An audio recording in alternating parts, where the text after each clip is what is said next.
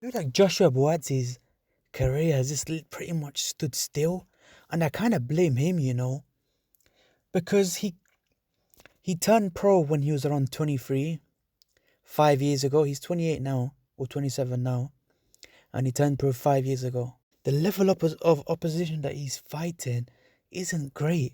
Like, especially for an Olympian, a high level, like a medalist Olympian, you'd expect him to be maybe moved and pushed a bit more. And I don't think you can blame Eddie.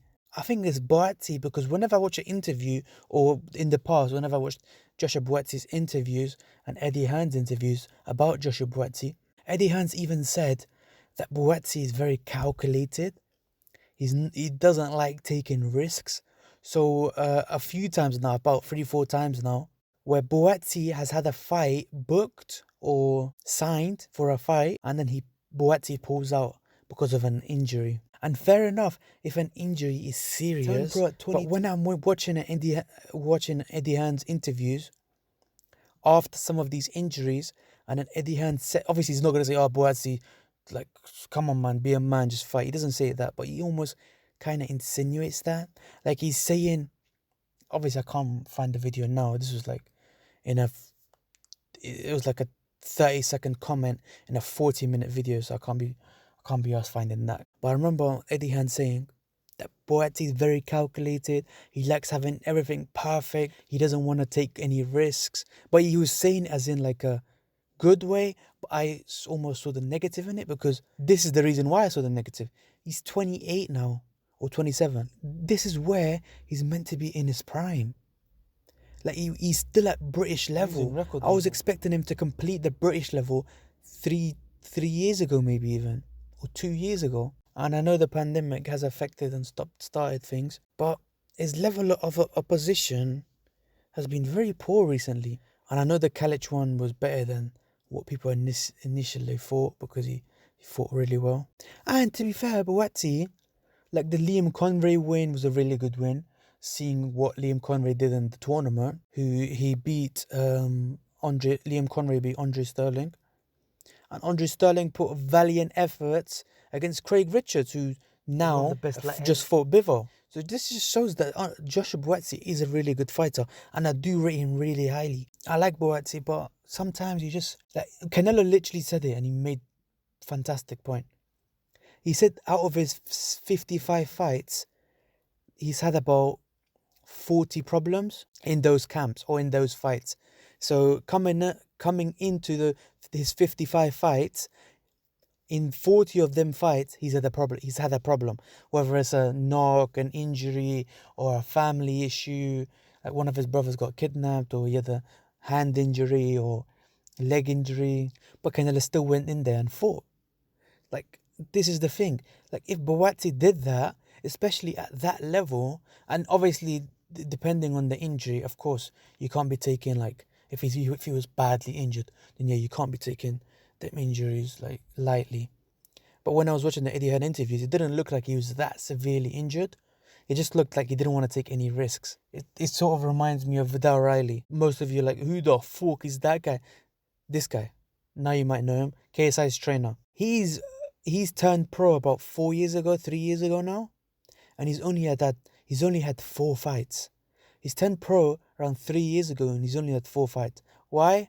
Because he keeps getting injured, or so he claims that he keeps getting injured. But I don't know, man. Like, even Vidal Riley, he's 24 now. Like, I remember when he was 20, turning pro, and now he's 24, only had 4 fights. He turned pro 4 years ago, and he's only had 4 fights since. So yeah, I feel like Joshua Buatsi just needs to push now, because this is his prime career. This is his prime. Even if obviously if it's a big injury, then yeah, you can't fight. But if you've got little knocks, that's boxing. You just have to go through it. You just have to take the pain. Have a couple of paracetamols or painkillers or whatever you need, and just go in there. If the injury isn't that big.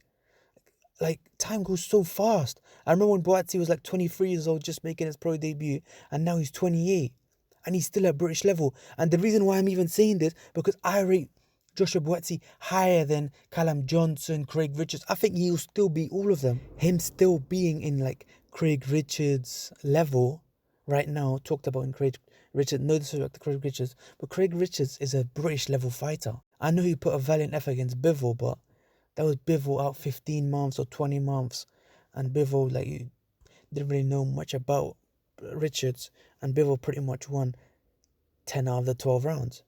So yeah, it's just that Richards is better than what people expected, so now he's just getting the high praises. But I still think Joshua Buatsi is better than Richards, but we shouldn't have even been having this discussion because Buatsi is meant to be going clear of Richards. That's how much I rate him.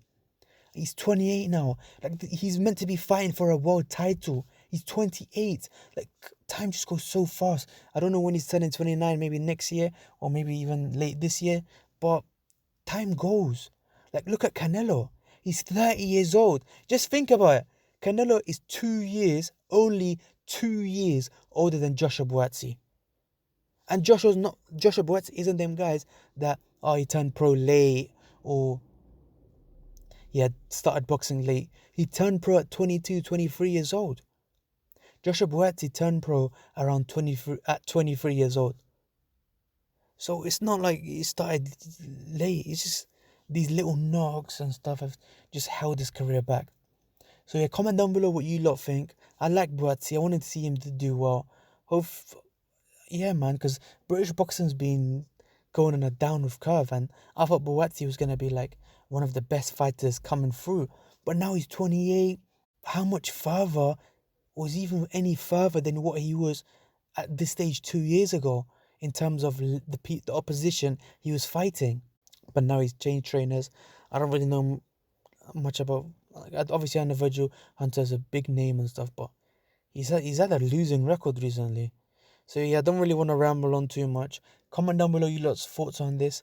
I rate Buatsi, that's why I'm saying this. If I didn't rate Buatsi, I wouldn't even be making this video, because this video probably get no views, because Buatsi isn't really a big name, which to be fair, he should be.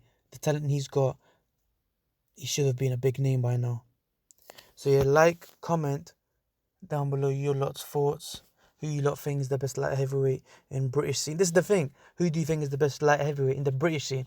With Buatsi, I thought I would be saying that when Buatsi's at 28 and 5 years after he turned pro, I'll be saying, do you think Buatsi is one of the best light heavyweights in the world? Not is he one of the best light heavyweights. He is one of the best light heavyweights in Britain. But is he the best in Britain? I didn't think I would be saying this. So yeah, like, comment, subscribe for more bollocks, and peace.